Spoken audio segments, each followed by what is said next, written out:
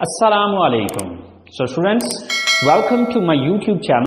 So students, today we are here with class number 6. Class number 5 के अंदर हमने simple question के answer करना सीखा था कि किस तरह से हम हाँ में जवाब देंगे और किस तरह से ना में जवाब देंगे. आई होप सो आप लोगों ने ट्राई किया होगा, उसको प्रैक्टिस किया होगा और क्वेश्चन भी बनाए होंगे और उनके फिर आगे यस नो में आंसर्स भी किए होंगे. सो गाइस, आज हम आंसर्स को ही अंडरस्टैंड करेंगे, लेकिन आज हम ये चीज देखेंगे कि सवाल के अंदर से हम किस तरह से जवाब को निकालते हैं. मीन टू से कि जस्ट जो क्वेश्चन हमसे पूछा गया है उसी क्वेश्चन के अंदर एक से दो लफ्जों के अंदर चेंजिंग करके आप उसका आंसर किस तरह से बनाते हैं. देखिए, ज्यादातर हमारे सवाल का जवाब हमारे सवाल के अंदर ही मौजूद होता है, जस्ट हमें एक से दो चेंजेस करके उसको आंसर में कन्वर्ट करना होता है. तो चले आए स्टार्ट करते हैं कि किस तरह से. तो स्टूडेंट्स, ये कुछ सेंटेंसेस हैं, कुछ क्वेश्चंस हैं, तो चले आए देखते हैं कि हम इन क्वेश्चंस के आंसर इन्हीं क्वेश्चंस के अंदर से किस तरह से निकालेंगे. सो क्या आप कॉलेज जाते हैं? Do you go to college? Okay, so now we gonna give the answer. तो आप देखेंगे इसमें यही सारा सवाल रहेगा. आपको डू की जगह यस या नो लगाने की जरूरत है. यस. अब देखिए, इसके दो ही पॉसिबल आंसर है, या तो यस होगा या फिर नो होगा. सो इस यू को चेंज कर लेना आई में. बाकी अगला सारा सेम टू सेम यही रहेगा. हाँ, अगर आगे को प्रोनाउन आ रहा है तो उसको चेंज करने की जरूरत है, बट प्रोनाउन चूंकि अभी डिटेल से हमने पढ़ा नहीं है, उसको अभी डिस्कस नहीं किया, इसलिए मैं उस डिटेल में अभी फिल वक्त नहीं जाऊंगा, लेकिन अगली क्लासेस में इंशाल्लाह उसकी भी डिटेल आपको बताऊंगा. सो यस आई. नेक्स्ट जो बकिया बचता है सवाल के अंदर सेंटेंस, वही सेंटेंस हम यहां पर लगा देंगे. So yes I go to college. So अगर आप इस आंसर को देखें तो हमने सिर्फ ये दो वर्ड चेंज किए, बाकी सारा वही सवाल वाला ही उठा लिया. अब इसी को अगर हम नो में कर दें तो यस की जगह लगाएंगे नो आई, और यहां पर आप डोंट लगाना पड़ेगा. No I don't go to college, क्योंकि ऑलरेडी आपको पता है कि जब हम नेगेटिव बनाते हैं तो सब्जेक्ट के बाद हम डोंट लगाते हैं.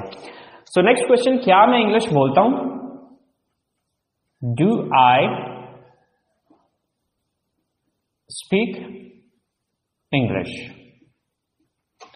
क्या मैं इंग्लिश बोलता हूं? अब गाइस, यहां पर एक चीज याद रखनी है कि अगर सवाल के अंदर सब्जेक्ट यू आ रहा है तो उसको आई में चेंज करेंगे, और अगर सवाल में आई आ रहा है तो उसको यू में चेंज करेंगे. सो जैसे कि डू की जगह यस, यू को सॉरी आई को चेंज किया यू में. Yes you speak English. Yes you speak English. अब अगर नो में यही आंसर करना है तो यस की जगह नो लगा दें यू, और आगे आपको पता है कि सब्जेक्ट के बाद डोंट लगाना है. Yes sorry no you don't speak English. No you don't speak English. Next question is, क्या हम क्रिकेट खेलते हैं?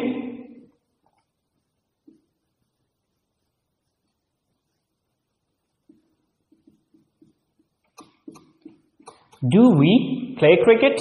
अब इसके दो पॉसिबल मीन आंसर्स हैं, बट इसमें ये जो वी है ये या तो वी ही रहेगा या फिर इसको यू में कन्वर्ट कर सकते हैं. अब देखना ये होगा कि जो बंदा सवाल पूछ रहा है वो अपने बारे में बात कर रहा है या आप खुद भी उसमें शामिल हैं. अगर तो वो सिर्फ अपने बारे में बात कर रहा है या अपने साथ जुड़े हुए कुछ और लोगों की बात कर रहा है, लेकिन आप खुद उसमें शामिल नहीं हैं, यानी कि जिस बंदे से सवाल कर रहा है वो बंदा उसमें शामिल नहीं है, तो फिर यू लगाएगा. अगर आप खुद भी उसमें शामिल हैं तो फिर उसमें आपको वी ही लगाना पड़ेगा. तो इसके दो पॉसिबल आंसर हैं. एक तो आप ये कहेंगे sorry yes we play cricket. देखिए, वी उस सूरत में होगा कि अगर जिस बंदे से सवाल पूछा जा रहा है वो भी शामिल है, लेकिन अगर फर्ज करें वो बंदा खुद शामिल नहीं है तो इसकी जगह फिर हम वी नहीं लगाएंगे बल्कि यू लगा देंगे. Yes you play cricket. Okay, तो वी उस सूरत में होगा कि जिस बंदे से सवाल पूछा जा रहा है ठीक है, वो खुद भी इसमें शामिल हो, ठीक है। और अगर वो बंदा खुद शामिल नहीं है तो फिर वी नहीं लगेगा, बल्कि आप वी यू में कन्वर्ट कर देंगे। सर अगर नो में आंसर करना हो तो नो, वी या यू, अब वो डिपेंड करता है क्वेश्चन पे। So don't play cricket, okay. So no, we are you don't play cricket. So हमारा नेक्स्ट क्वेश्चन है, क्या वो किताबें पढ़ते हैं? Do they read books? Do they read books? So do की जगह yes, next same to same, they read books. और अगर आप इसी को नो में लेके जाते हैं, no they don't read books. So guys, अब देखें कि हमने ये जो 4 क्वेश्चन बनाए हैं, इन क्वेश्चन के अंदर अगर हम देखें तो कोई लंबा चौड़ा चेंज नहीं किया हमने, सिर्फ एक शुरू में यस या नो लगाया है और आगे सब्जेक्ट को अगर जरूरत पड़ी है तो हमने जो सब्जेक्ट को चेंज किया है।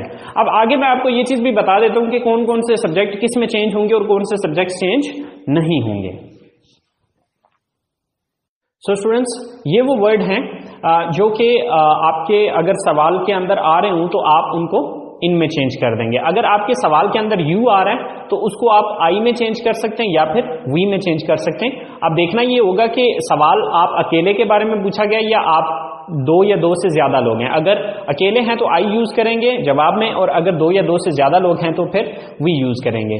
अब अगर सवाल के अंदर आई आया तो उसको हम जवाब में यू में चेंज कर देंगे। अगर सवाल में वी आया है तो उसको वी में भी यूज कर सकते हैं और यू में भी यूज कर सकते हैं, क्योंकि अब ये डिपेंड करेगा कि सवाल किसके बारे में है।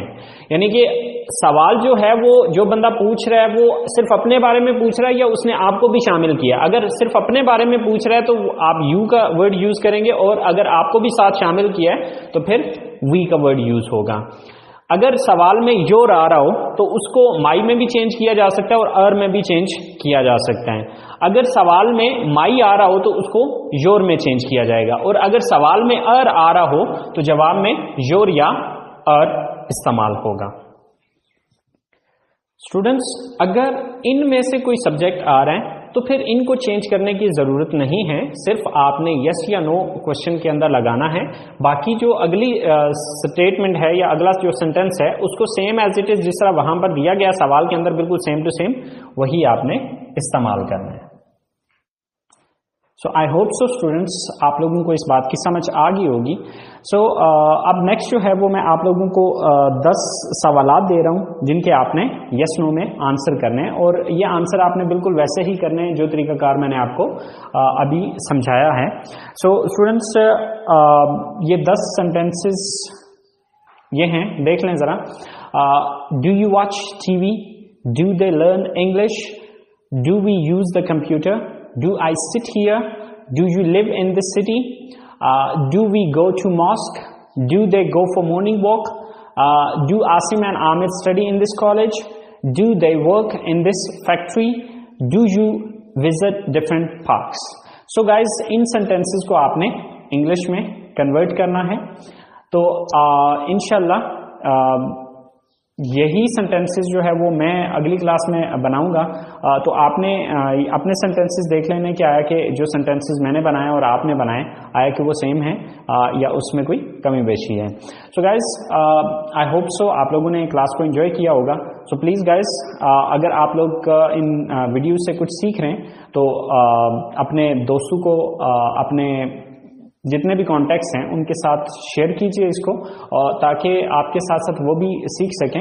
और अगर आपने अभी तक मेरे चैनल को सब्सक्राइब नहीं किया तो प्लीज़ सब्सक्राइब कीजिए, और कोई भी चीज़ समझ में नहीं आती है तो प्लीज़ नीचे कमेंट्स बॉक्स में आप लोग ज़रूर मेंशन कीजिए। इंशाल्लाह I will try my level best to clear your confusions. So guys, you take care of yourself and इंशाल्लाह hope to see you next time soon. अल्लाह निगहबान।